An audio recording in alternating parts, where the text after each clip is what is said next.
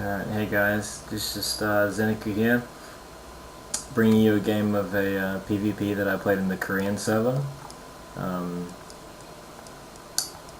yeah, we're both, my opponent and I, we're both in Masters.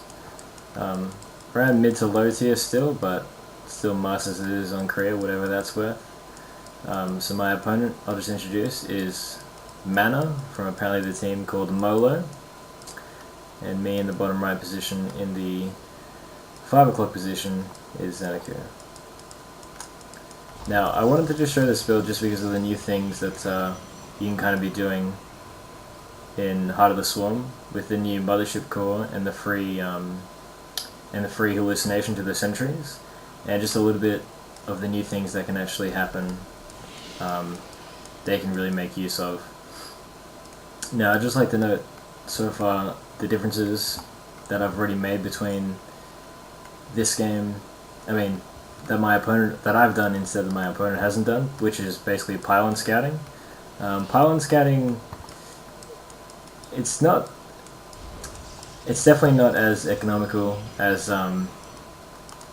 doing, not doing it, because you have the probe longer there, and you can normally scout whatever you want to with just a 12 gateway. But in this situation, sometimes if your opponent doesn't scout you at all, you can do like cannon rushing, whether it be just on different maps, or sometimes people don't even scout your probe as they've entered the base, so you can just hide it in a little corner like here, and as silly as it may sound, you can actually still cannon rush them, and there's not much they can do too much about that. Even with the new Mothership core, by the time it gets to the enemy nexus, it would have already done too much damage, and you've normally win the game from that point. Now let's have a look. So again, just standard play from both me and this player. I think he's got slightly faster cybernetic score, but it won't matter too much. He does have a faster second gas, but again, this is where the advantage of the not pylon scouting really comes in. He just gets that gas that little bit extra bit quicker, but honestly, it's really hard to tell if that really makes that much of an advantage. So a little bit the new stuff with the meta in PvP. It's still a little bit weird. I find that robo builds obviously still really strong against Blink, strong against DT, and strong against Stargate. Robo builds is strong against Blink and DT, sorry. Whereas Stargate is strong against Robo, but then Stargate is weak against Blink. So it's still a bit of a tactical circle. It's really hard to call what is strongest right now, but it's a lot more interesting than it was in Wings of Liberty, because there's just more options that you can be doing, and what the late game compositions will look like. It's not exactly the Colossus Death Ball anymore, which is quite nice.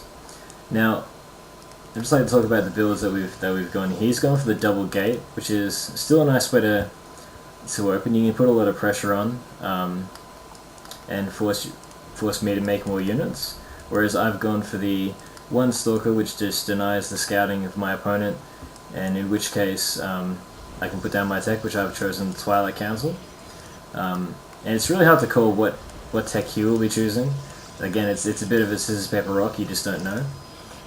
But with this, I feel like if you get the Mothership core before you choose your tech, it'll have enough energy to use one photon overcharge, and with that you can normally hold off any attack, any gateway aggression, and by the time Warp Gate finishes here, for 2 extra gates, you should be able to hold off any 2-gate pressure, like he's doing right now. Now he's followed this up with a Stargate, which is very nice for me, obviously because Blink just scales really nicely with my opponent going Stargate. So a little bit of Blink there. Now, I've also made 1 sentry, and with this comes the free hallucination.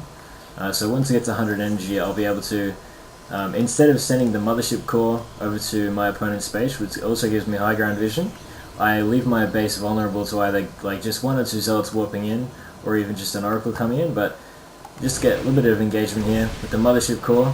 Now I should have my Mothership core at the front there. It's a bit of a bad play for me. I don't play this exactly too perfectly. But it still doesn't matter too badly. At this point I'm thinking that he may have gone Blink, because of these these 3-4 stalkers that I've seen at the front, and then these extra stalkers as well makes me kind of think more so to that. So now this is, again, a bit of a preemptive photon overcharge here, but it doesn't really matter as much.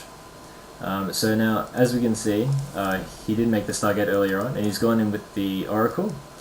And because my photo overcharge is still up, well, we'll see in just a moment. Now, I should not be probably doing this at the moment. My blink is still not finished, and I haven't exactly gone in for my second round of warp-ins while he has. Now, he wastes his Oracle basically for nothing here, and I know that he's gone Stargate at this point because he did damage to the Nexus and he did a little bit of damage to the probes. And at this point, I know that I've got the advantage because he started off with a 2-gate pressure, which made his Stargate just that little bit extra bit slower, which means that normally in this situation you can defend with the Stargate, but it's just, and if they have the Mothership core, which apparently he didn't make this game, so it's, at this point I actually can put a little bit of pressure on, just so that he doesn't expand or do anything like that. So I'm walking across the map right now because I know that he doesn't have a blink, so I can just trade units when he can't really trade much at all, because the Void Ray in low numbers doesn't do too well against the blink. So again, back to my base. The Sentry's still gaining a little bit of energy. Oh, actually, sorry, I did use the hallucination, I remember now. And this is a bit of a weird choice. Like I said, he did expand, and I basically just walk up. And there's a bit of a free unit here, just killing the Void Ray, and he just walks home because there's not much to do here. Now, again, Mothership Core back at base has 100 energy, so if anything does happen, I can just warp in a couple of units and defend like that. And at this point, there's not much you can do here. He just expanded too fast, and Blink Micro isn't the best, but it's enough to just trade Stalkers like that, and I can still warp in, and he just doesn't really have much against my Blink Stalkers here. And I think that's it.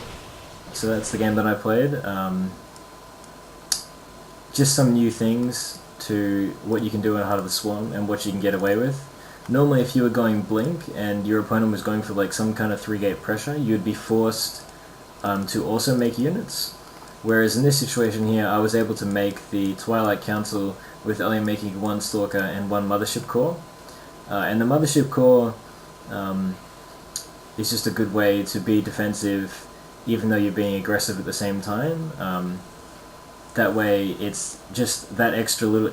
It's not exactly the most offensive. If you wanted to be most offensive with it, you go 2-gate Blink, but because of this way it's just more viable against more builds. Example, if he made 1 Oracle and I had all my Stalkers out on the map, it would just do so much damage. I would lose so much mining time that eventually he could just defend with something that he shouldn't normally be able to, which was the 2-gate Stargate.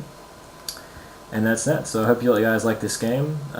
Again, I'm ZenAku, the blue Protoss on the bottom, and hope you guys learned something. So thanks for watching.